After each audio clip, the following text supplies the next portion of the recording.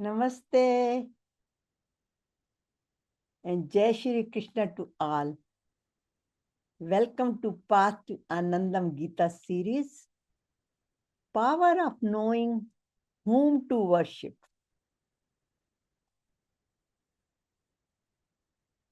Pranam to Guruji, Hariharji Maharaj, who guided me to read and study Bhagavad Gita. I'm Satya Kalra, your host and founder of Path to Anandam, Path to Blissful Living.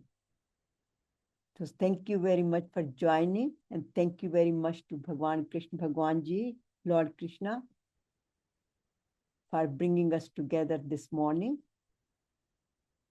And whatever you see on this page, it's the guidance of Guruji and Krishna Bhagwan Ji. All of our sessions are uploaded on our YouTube channel, Satya Kalra, and we have more than 600 videos. And all the studies is based on science and spirituality. In other words, how it applies in daily life, as well as the philosophy of Shastras, Bhagavad Gita. Knowing whom to worship.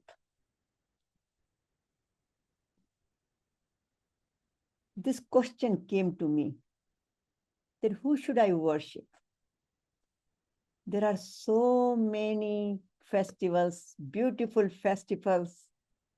We are blessed with beautiful celebrations, especially starting from Ganesh Chaturthi, then Janmashtami,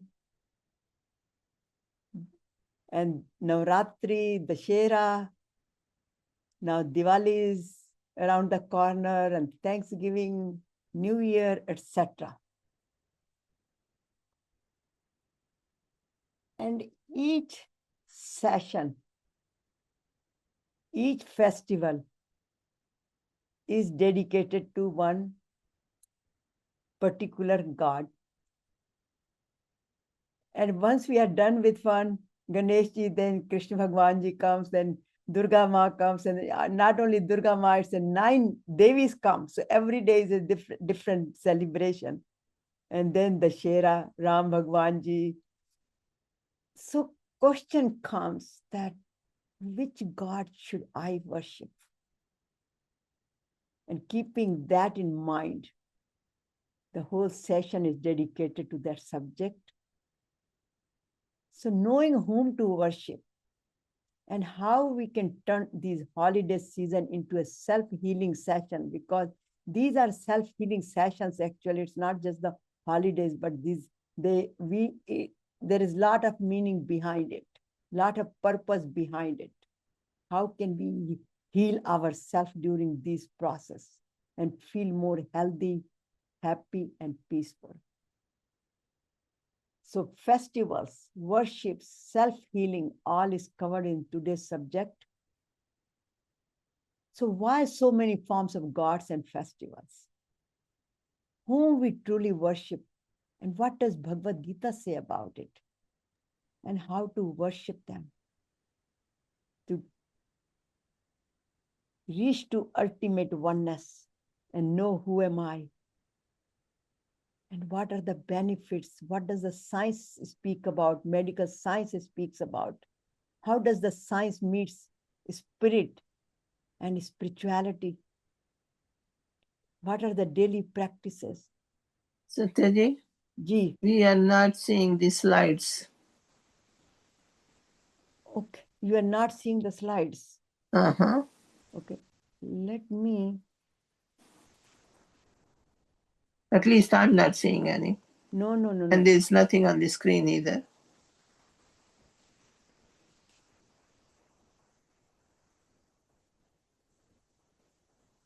Here it goes. It's kind of opening. Let's see if it opens.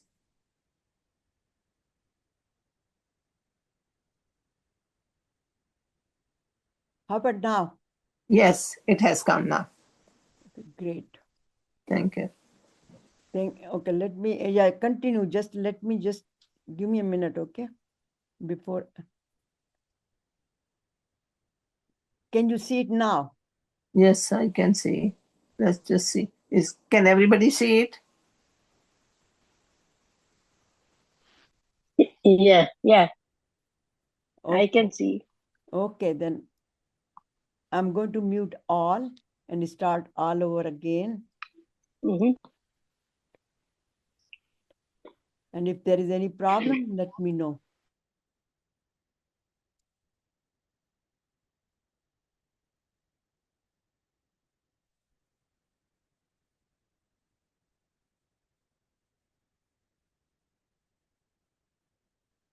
Namaste and welcome to Path to Anandam Gita series, Power of Knowing Whom to Worship.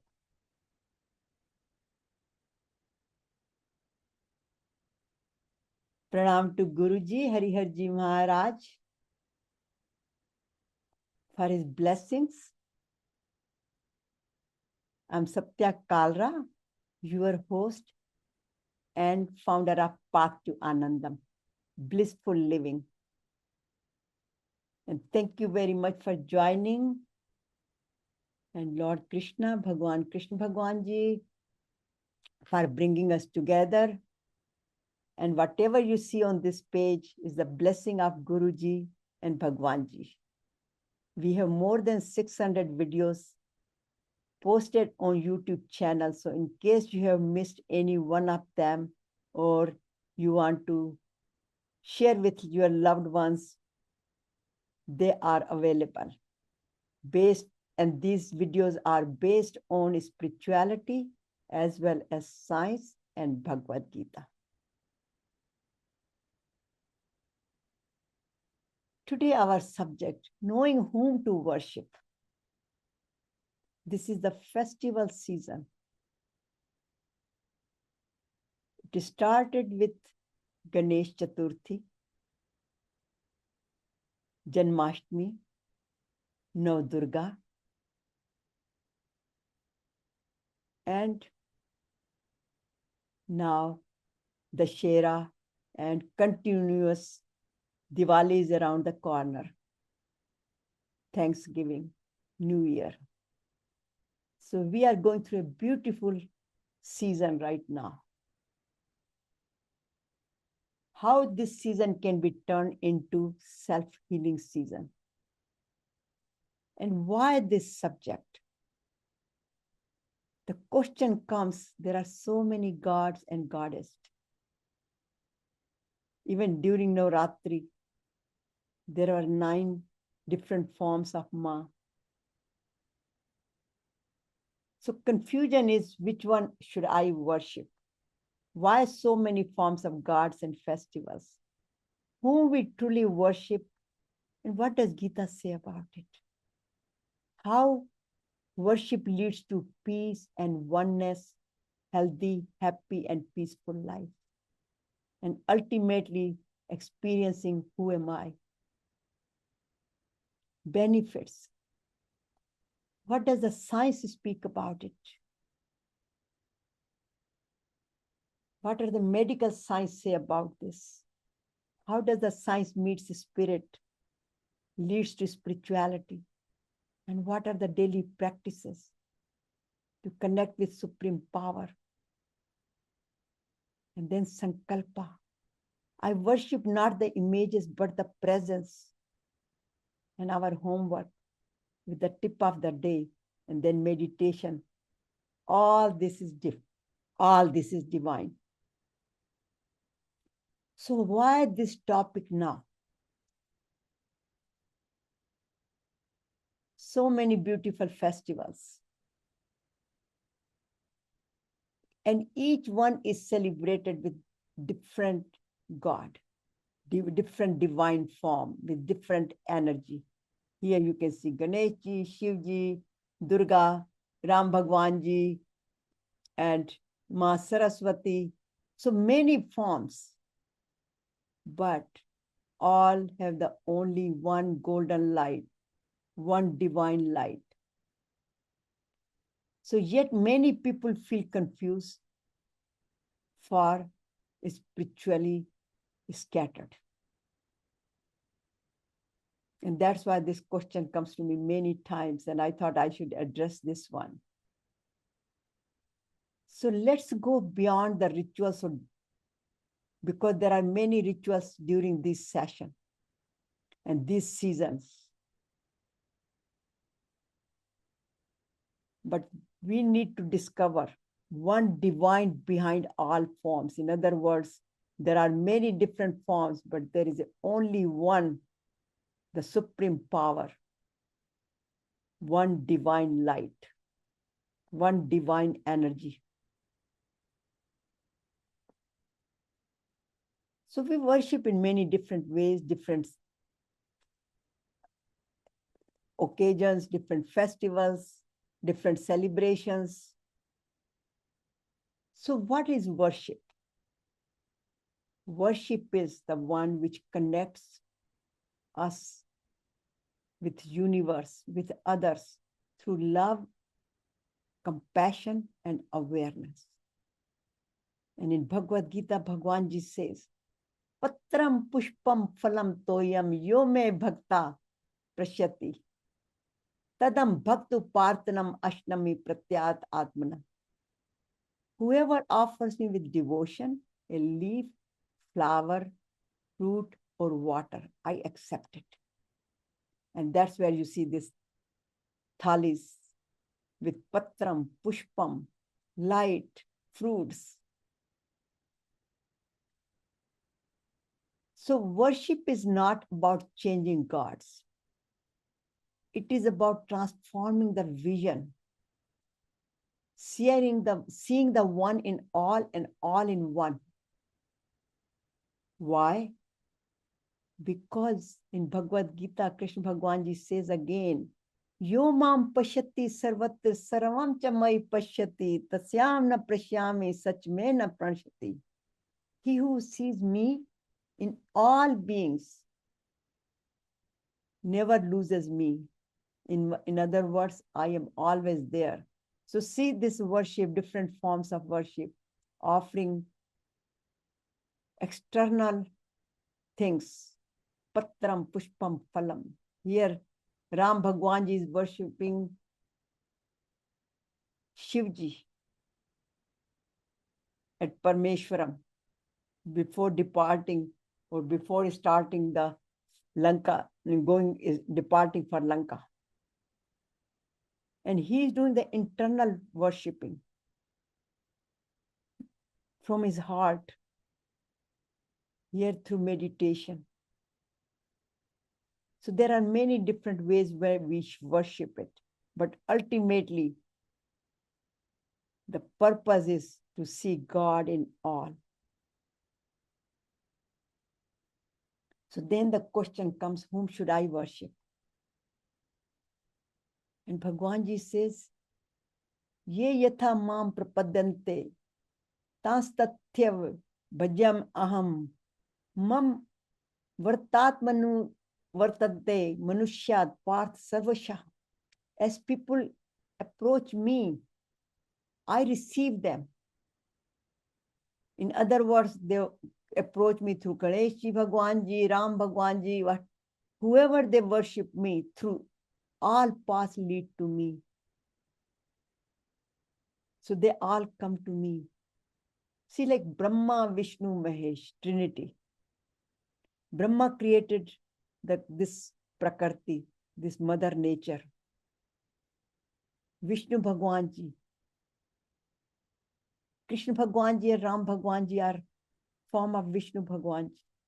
And Mahesh, you see Mahesh family, Shivji's family, Ganesh Ji, all the Devis. So all this lead to supreme power. So there are many truths, many paths where ekam sat vipra bahuda vadanti. The truth is one, but the wise call it by many names. This comes from Rig Veda. And then if we can all relate to this one, that whether we sing Ganeshji's Aarti, Ma's Aarti, Shivji's Aarti, any Aarti we sing, at the end, what does it say? Aarti jo koi nar gaave, kahe Shivanand Swami sukh sampatti ghar aave. Every Aarti has that. Eventually, one feels, one gets the blessing, the grace. So it doesn't matter what we sing with which, but it has to be from devotion, divine response with grace. We all receive it. We feel so peaceful. And actually, Rumi also said, the lamps are many, but the light is one. So forms, so it starts with the form. And then it becomes formless.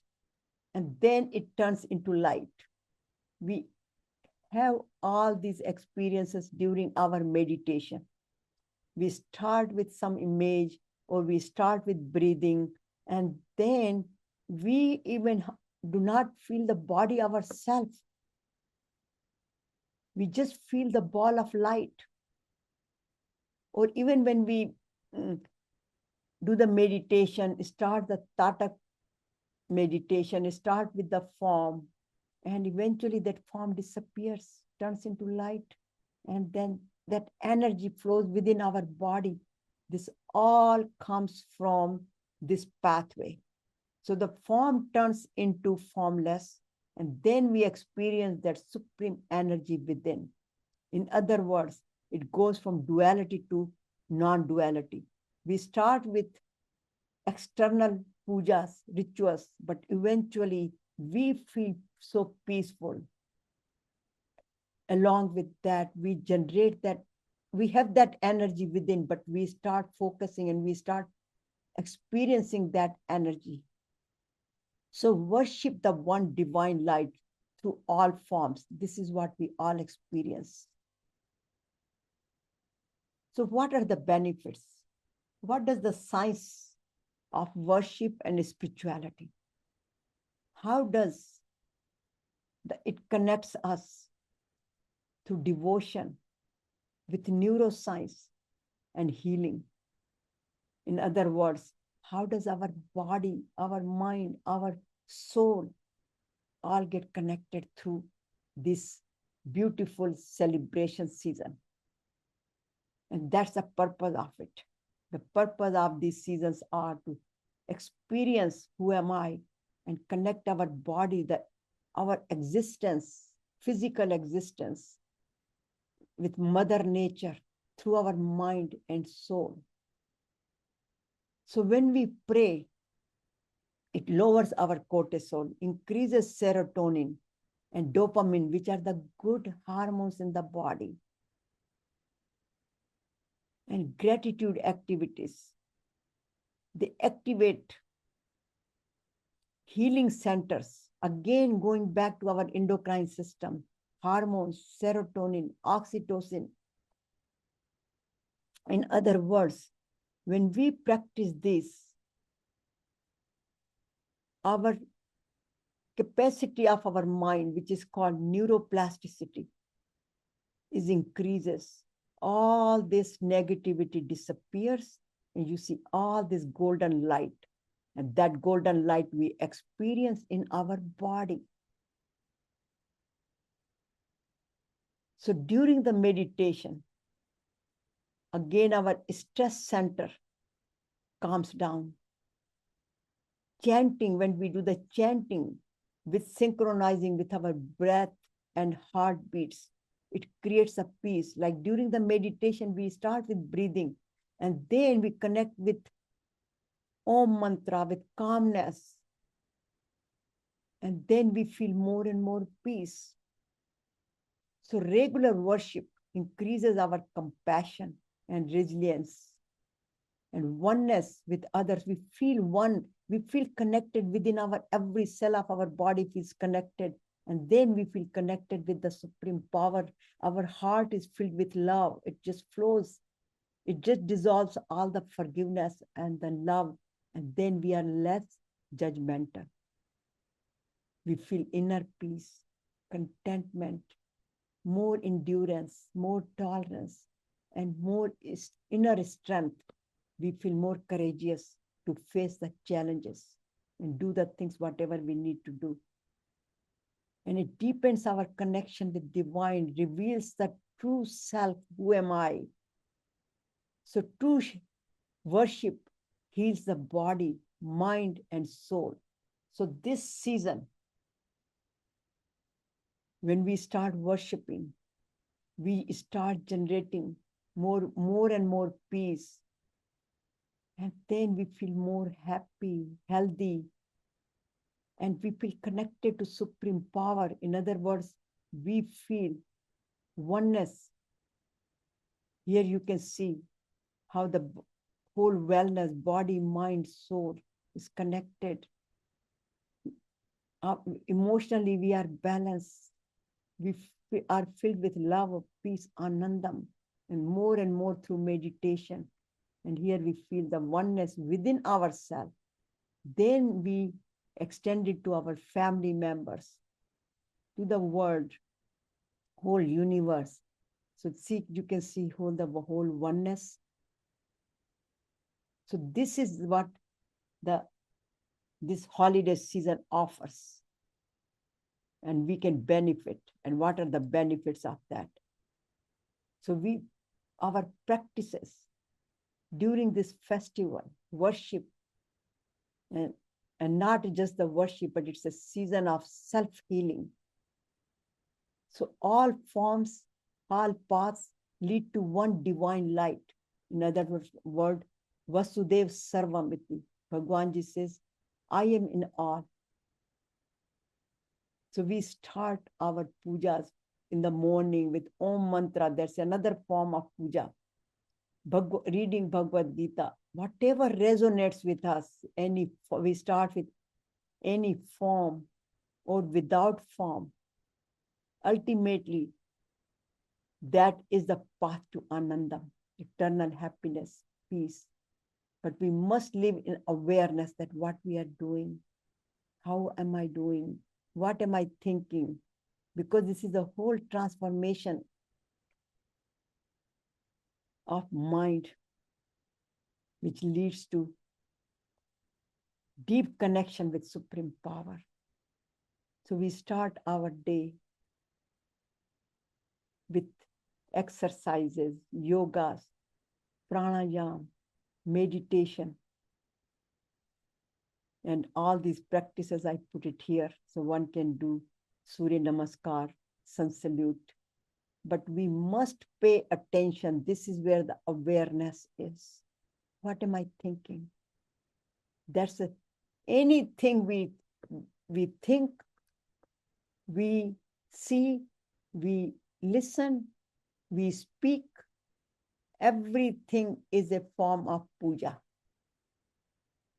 So whatever we see, whatever we do, we should make that as a puja and offer to the supreme powers. So my word should be like a prasad. Whatever I see must be a oneness, filled with oneness. Whatever I do, filled with love and compassion, seva. So it says, Yat karoshi yad asnasi, yajhosi dadasi yat, yat tapasvi konte tat kurushva madarpanam. In other words, oh Arjun, whatever you do, whether you eat, whatever you offer an oblation to sacred fire like yajnas, havan, whatever you give as a charity, whatever austerity you perform, in other words, silence or speaking or seeing, these are all the different form of austerities, tapas, vani ka tap, man ka tap, mind ka tap, seva ka, body ka tap, all these austerities. Do all of these as an offering to me. So anything and everything we do, it should be offered to supreme power. In other words, it should be offerable. If I'm speaking certain words, I'm angry and saying certain things, can I offer that God, because they are not filled with love, so I cannot. If I'm judging other people, that cannot be offering, because I'm putting my own thoughts in it, my own reservations in it. And if I'm not doing things with love and compassion, like with the feeling of, oh, I have to do it, then that's not a seva. But when we add love and compassion, that we can offer. So in other words, again, whole day we should pay attention to it. And then in the evening, we should evaluate, how did I do it? And then sit down for meditation. Whatever we do it and surrender to supreme power, because Bhagwanji says, your job is only to put your best offer, your best purusharth, your best work, and then let go. I will take care of you. Sarva dharman paritajya mamekam sharanam praj. Aham tvam sarvapapibhyo mokshashyami ma shuchi. Don't worry, I will take care of it. So in summary, puja with devotion, that's a path to self-purification, self-transformation, and ultimately union with supreme power. Yoga, union means yoga. Everything becomes your yoga. And yoga means oneness with all. So our sankalpa is, I see one divine light shining through all forms. I worship not just the image, but the presence within me. And then I experience happy, healthy, and peaceful. Satchit Anand, my true self. So sankalpa has a lot, very big power. Unless we have a sankalpa, we practice. Sankalpa means we practice. And when we practice, then little by little, shanai uppar mein, buddhya buddhi. So then little by little, our buddhi, our mind transforms, our subconscious mind gets cleansing, purified. And then we experience little by little walking on this path with the speed of turtle. So we have to have a lot of patience for it. But once we are in this direction, that itself is experiencing Satchit Anand. So our homework, again, self-inquiry, self-reflection, asking ourselves Adhyaya Abhyasnam. It declutters ourselves and takes us to experiencing supreme power. But the condition is we have to live as a witness, in awareness, experience that God is all. God is Vasudev Sarvam Iti.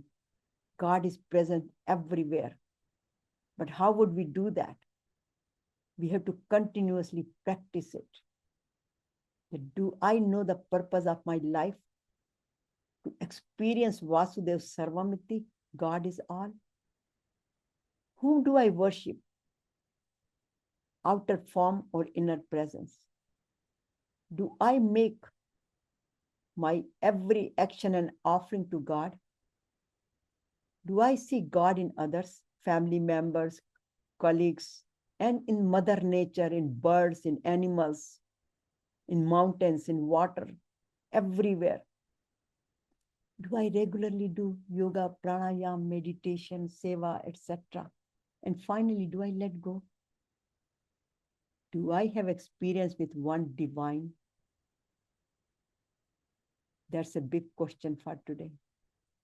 So worship is not about changing gods. It is about transforming vision, seeing the one in all and all in one, and continuously doing the self-inquiry, because that is the only path for self-improvement to reach our higher self. So holiday season is a season for self-healing. And festival are opportunities for our inner purification. So each form represents a divine power within us. Ganesh Ji removes the obstacles. Krishna Bhagwan Ji awakens the joy and love. Durga Ma gives us Shakti.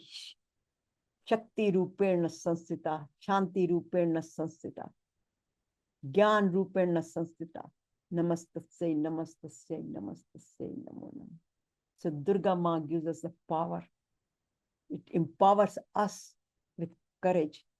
And Lakshmi Ma brings the abundance. So celebrate consciously. Every festival becomes therapy for the soul. In other words, self-purification. So even though we are celebrating here, but we are focusing on the one light. So the light within, in silence, the soul awakens bright. The heart's lamp grows with inner light. Ganesha's wisdom, Durga's might, Lakshmi's grace, Saraswati's sight, Rama's virtues, Shiva's peace divine. Beyond all forms, the truth is one. All merges as one. The light within shines. Om Shanti, Shanti, Shanti. So thank you very much for joining and attending the session, for power of knowing whom to worship. So I hope now you know that we can worship any form. It's a full democracy, no restrictions, because all lead to the supreme power, that golden light within, which unites us. Oneness, gives us oneness with all. And along with that, the benefit we get, we feel happy, healthy, and peaceful life. So thank you very much for joining.